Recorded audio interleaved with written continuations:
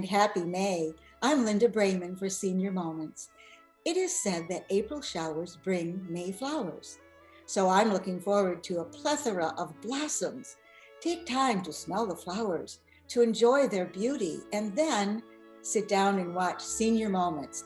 It'll make you bloom. Senior Moments covers events and activities at senior centers in the Ann Arbor, Ypsilanti area, such as the Ann Arbor Senior Center, Turner Senior Resource Center, the Pittsfield Senior Center, and the Ann Arbor Community Center. The show also provides valuable information for senior citizens on such issues as health, wealth, finance, and entertainment. Senior Moments is a monthly show that premieres on the last Sunday of the month with reruns 10 times a week on CTN Channel 16. Please check out our website, a2gov.org/CTN, for the playback schedule. Also, you can watch the show on YouTube. Just log in to youtube.com/CTN Ann Arbor to view current and archived shows. The show is coming right up, so sit back, relax, and enjoy Senior Moment.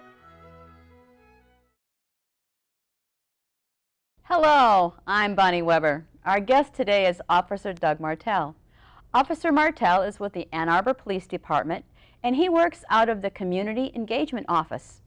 Officer Martelle is going to tell us about some scams that are targeting senior citizens in the Ann Arbor and Washtenaw County area and what we should do to protect ourselves from these scammers.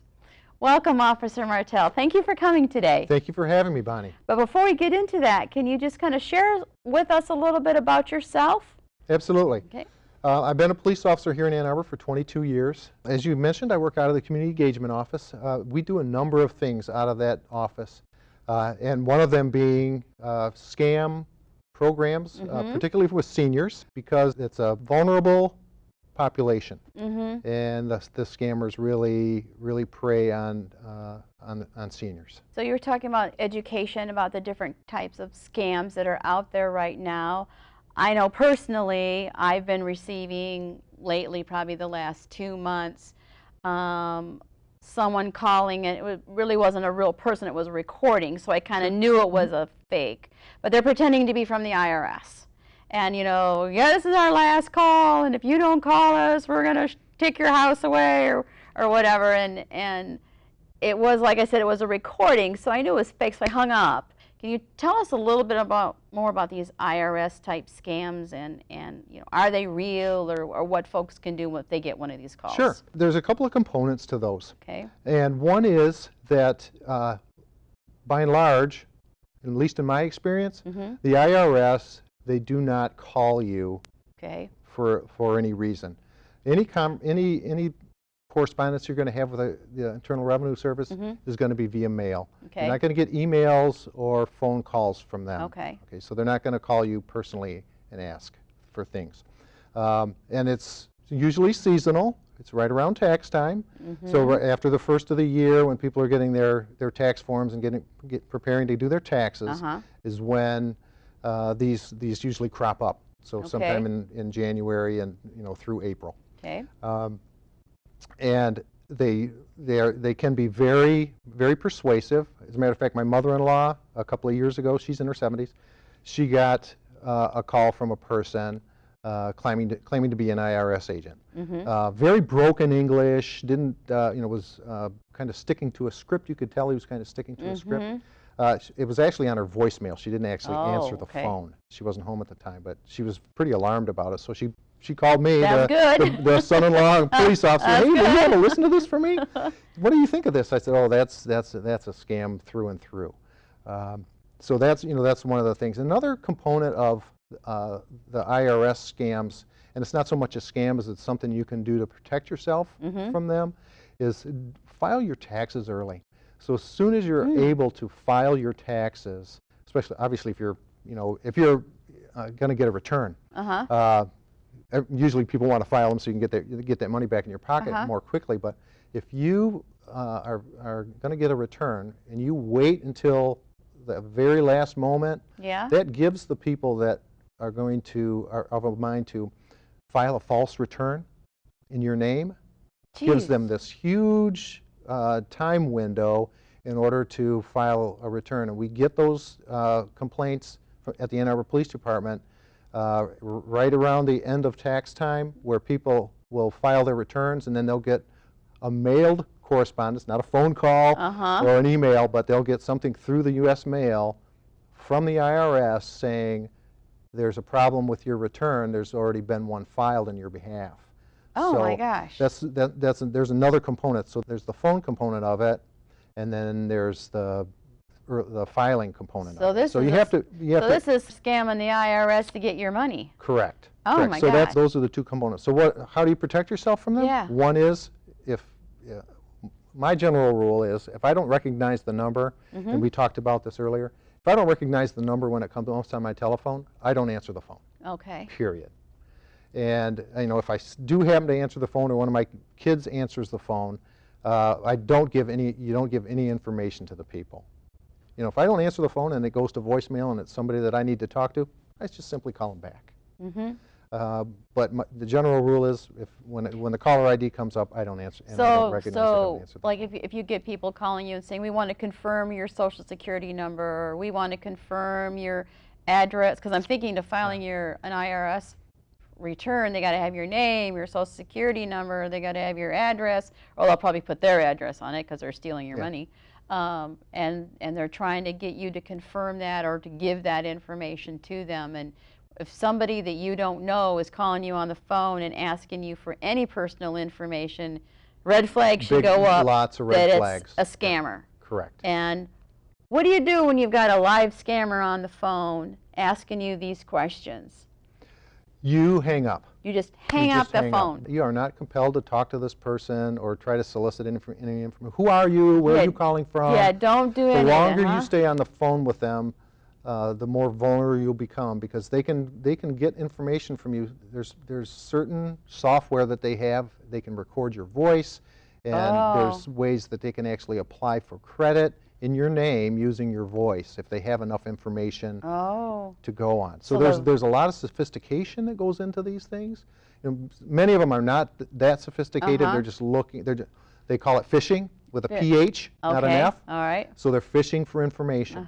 And your first line of defense is not to answer the phone. If you end up on the phone with them, don't offer up any type of information whatsoever, no matter how persuasive or savvy they sound, or sometimes threatening.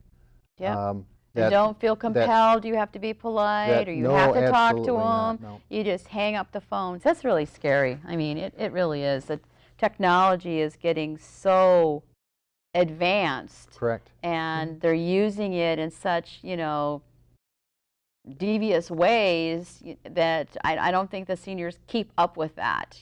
Seniors are a very trusting population, and they don't want, they've worked very hard through their lives, and they don't want anything to tarnish their reputation.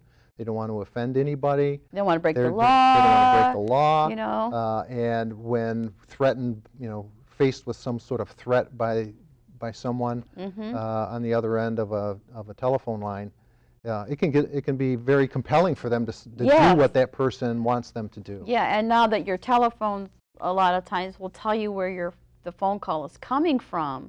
If you see like Washington, D.C. or Lansing, Michigan on there, they don't realize now that they can make that fake. That they're not even calling from Washington, or they're not even calling from Lansing. Right. Absolutely. It's just coming through on the ID because they have the technology to be able to do that. Correct. A few years ago there was a jury duty scam going around, and the people that were doing the scam had figured out a way so that when your caller ID came up on your phone, it said something along the lines of Washtenaw County. Okay. So that that lent some legitimacy to the call. So people were answering the phone, and the person on the other line was very savvy. They would say, "I'm so and so from the 22nd Circuit Court. You failed to do your jury duty questionnaire, and you are now in contempt of court." Oh my gosh! I'm working under the authorization of Brian Mackey. So they were dropping the all the names that everybody would know. the correct names to drop. Yep. And if you don't go to, if you don't give us the number off a prepaid Visa card in the amount of $1,000 or $500, whatever amount they chose to try to solicit out of the person, we're going to issue a warrant for your arrest for contempt Oh my of court. gosh. So there were people going to CVS or Walgreens and getting these prepaid debit cards and giving this person the number over the phone. Yeah, and that's how convincing they were. And I caution folks, if you get anything, say you didn't do your jury duty questionnaire, they're going to send you another letter. Yes. They are not going to cold call you and try to solicit money from you. Yeah, that's the worst case scenario. You may have a police officer on your doorstep. They're knocking on the door. A real one. We need to talk. Yeah. Well, it's going to be a mail correspondence. There's going to be something through the United States Postal Service that says you missed your questionnaire. Please answer this one. Whatever the case may be. Yeah. You're not going to get calls from people asking you for money. Yeah, that's like we said. That's the red flag. If anybody calls you and wants you to send them money or I didn't even know about prepaid debit cards until very recently. I didn't realize what those even were, and because I don't even use a debit card, so I didn't even know what prepaid debit card was. But that kind of reminds me of my husband and I we are looking for a motorhome. All right, we're retired, we're thinking about doing a motorhome, and we're looking on Craigslist, and we're looking on Facebook Marketplace, and we found this perfect one. It was just gorgeous, and it was the right size, and it was the right price, and you message them, you don't give them your phone number, you message them, and I get this back, yeah, I'm in the military, I'm getting ready to deploy, so I'm selling my motorhome, and I'm going, great, wonderful, where are you? We'll come look at it, we'll come test drive it.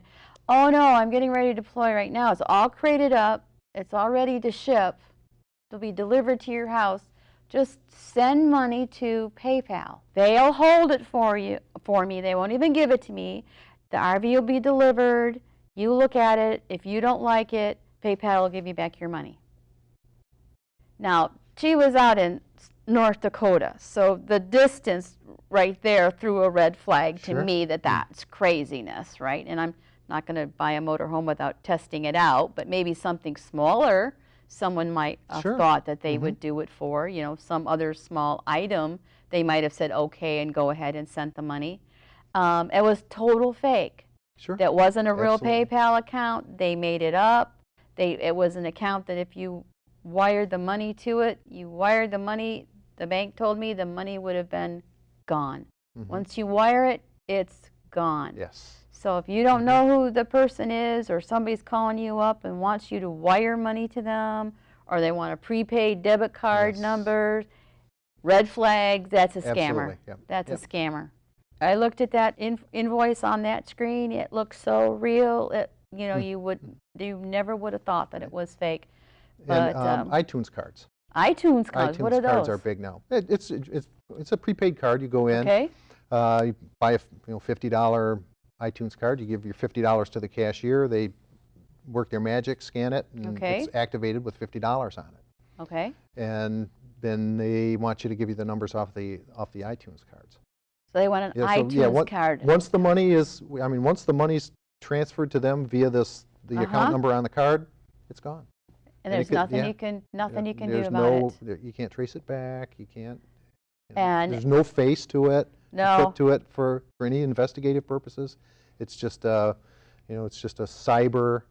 And you don't even know where it's going. It could be in Nigeria for all you know. Yeah, it could be overseas. It could be anywhere that it would go on there. Yeah, my husband got so upset over the motorhome. He went out on Craigslist, and he went out on Marketplace, and he went to different cities, and he found that exact same one posted in city after city after city after city, and so then we just reported, to the market site and to Craigslist that it was a scam, and to take the site down because they were just trying to get seniors from all over the United States just to send them money. See how many people they can get to buy the same motorhome. That's right. That doesn't probably even exist. They probably just took a picture. It's a photograph from somewhere. Somebody else's postings. So those are kind of, the technology is just kind of overwhelming. You know, I think maybe that's what happens, you know, with, you know, seniors in our age. Like, it's like I don't use iTunes cards, and so I'm not up to, you know, speed on a lot of that.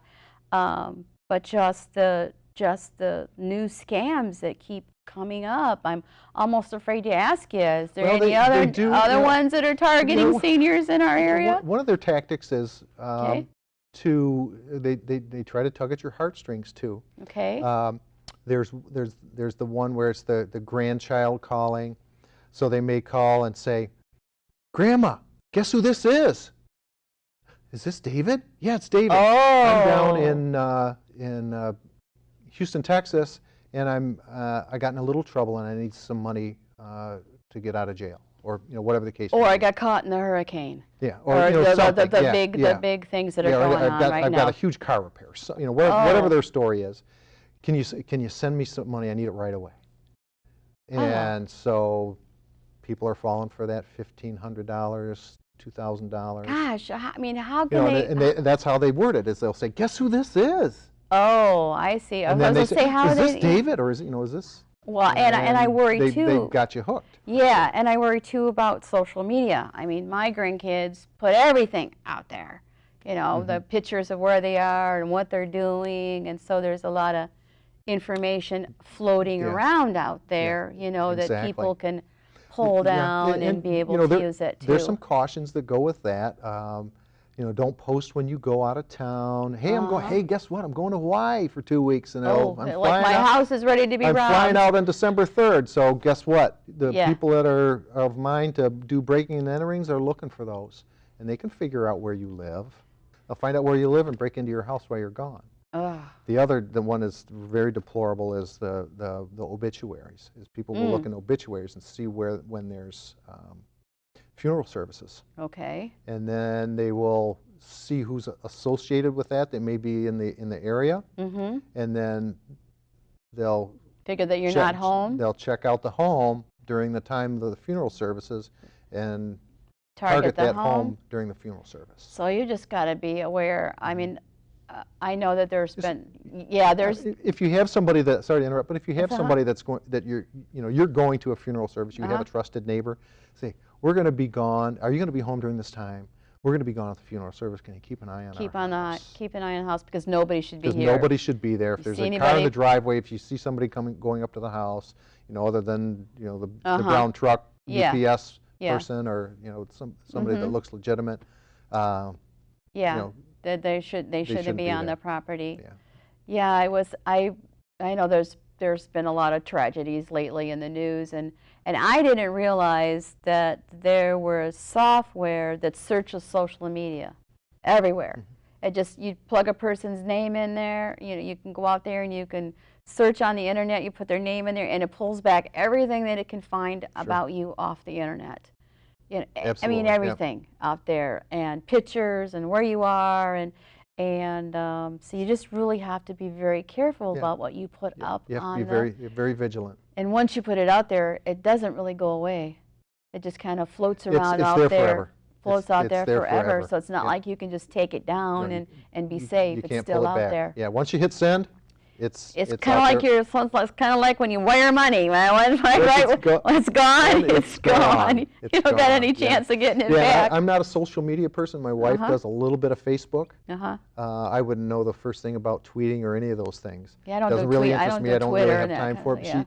She does it to keep in touch with, you know, some few relatives and some high school friends. But other than that, it's but you have to be very careful. But she's got some very strict privacy settings on it, so you know, and I'm not even sure how all that works. Actually, we counted on our 18-year-old to help us set it up, because he knew way more. I know, it's like that's like I've got my 7th grader. Anytime I need any help, "Jordan, can you come help me, sweetie?" You know, because I don't know what I'm doing. He's our tech guy. So. Yeah, that's our tech guys. So there's just a lot going on out there. There's a lot to be aware of. I mean, you know, you don't want to. We don't want to strike the fear into people, but you just have to be aware of what's going on and some of the kind of the fundamental things you can do to protect yourself. And the way that they can keep aware of what's going on is like coming to these classes. Correct. Like the classes that you put on. Yep. And the AARP. Okay. It's very AARP. active Okay. in setting up and through their website, you know, what tends to be going around, what ways to protect yourself from, you know, So they can do certain some scams. research on AARP. They can keep an eye out on Turner when you guys are offering classes up Correct. there. Correct. You said in Glacier Hills. Maybe you'll expand a little bit more. So do you go to classes or do you go to seminars to keep up on what's going on? And that's kind of how you build your education out there? Yeah, we went to one, actually it was through the Turner Center. One of the attorney generals from the state of Michigan was there. Okay. And she was very, I mean, as you imagine, she was very well informed. And it was kind of her specialty. So we learned a lot from there. And then working out of the community engagement unit, there's other police departments that have community engagement units. Okay. And so monthly we get together and we just kind of share information. You know, so it's very informal what we're doing, what some trends are that we might be seeing in our areas, and then we share information about what are the touchy subjects with seniors and things that and scams that may be going on. And it's just like I said, a very informal meeting, and we learn that way too. Well, since since it seems like this is just continuing to get more sophisticated and spreading out more, is there anything on the horizon nationally that might be being done to help kind of make people aware of these scams or try to figure out what's going on with these scams? Absolutely. There's actually we had a meeting yesterday, and the FBI, the local FBI office they were the hosts. And there's a federal website, and I actually visited it today, and it's very simple to remember. It's just the letter I, the letter C, the number 3.gov. So IC3.gov. IC3.gov. And from what they described to me, it's a website that you can report scams. Oh, that's very good. And then what they're doing, and this is an indicator of how serious this is and how widespread it is and how costly it is to people, is that they are compiling data based on these reports that they're getting from people, and trying to link, okay, these scams are coming from this country, or these scams tend to come from this part of the United States. And so they're linking this information, building some intelligence, and then trying to go after the folks that are doing these so that they can break these down. You know, and there's a couple of things that, just general rules that it's important to be able to protect yourself. And one of them is, and it seems very simple, but it really kind of goes over people's heads sometimes, is if I have a question, I get my credit card statement, and I look at my credit card statement, I think, this is odd, because this happened to us. We had this a bogus charge from Madrid on and it was right after Christmas. And I didn't buy a computer, and my wife didn't buy a computer, so we called the credit card company. And so there's the difference, is we're calling the 1-800 number on our statement. So we're initiating that contact with a credit card company. If somebody calls you claiming to be your Chase Bank or your Discover card or your, whatever it is, American Express, there should be a red flag going up for you. Because they're not going to call you, especially to solicit information from you. Now we've put, after we had that problem with that, we put a blocker on our credit card. So we traveled, and we were down in Florida, and we used our credit card at a gas pump. And so we got a call on our phone. We see that your credit card's being used in Florida. Are you, blah, blah. They didn't ask any personal information, no credit card account information, nothing. They just said, we see that your card, we have an alert that your card's being used in Florida. We know you live in Michigan. And so that was legit, but they didn't. The thing is, they're not asking for any information from you. No social security number, no address, no date of birth, no account information. When you get those calls, then that should be a red flag. Don't give them anything. Well, the time has just flown by, but I want to give you the opportunity. Is there anything else you'd like to share with our audience before we close the show out today? Yeah, just a couple of the high points that we touched on, just as a reminder. When your phone rings and you don't recognize the number, simply don't answer it. Don't worry about being rude or discourteous. Just let it go to voicemail. If it's important, you have the luxury of listening to the message, seeing who it is, and calling them back if you want. Yes. You know, if they leave a message and this is the IRS, and if you don't call back, we're going to fly a black helicopter over your house. Then that's bogus. Yeah, that's bogus. That's And bogus. like what my mother-in-law did. You know, it's like, hey, what do you think? Does he think Right, this is legit yeah. or not? You know, Right, and ask, yeah. and it's not. And trust your gut. Mm-hmm. If you have to ask that question, is this legit? Chances are it's not. It's not. Yep. It's not if you're asking that question. And you know, pay attention to your emails. I don't know, you know, this population tends not to be super internet savvy kind of thing, but some folks do some shopping online. Yep. So pay attention to your credit card. You know, if you're doing credit card shopping online, make sure you keep an eye on that. You get free credit reports. So we urge folks, especially after the holidays, to run your credit report. You get 3 free a year, so every 4 months you can do a free one. A little worried about Equifax right now. Yeah, not so Equifax, you might want to just go to TransUnion and not Equifax. and Experian, those two, because you know, like 143 million people. That's a little worrisome. But you do get a couple free a year. You know, you get 3, but I think I would shy away from the third one, and take a look at it and see what it looks like. Well, thank you so much for joining us today. It was a pleasure. Thank you. Thank you for joining us on Senior Moments. I'm Linda Brayman, wishing you a happy May, a happy Mother's Day to you women, and joyous spring.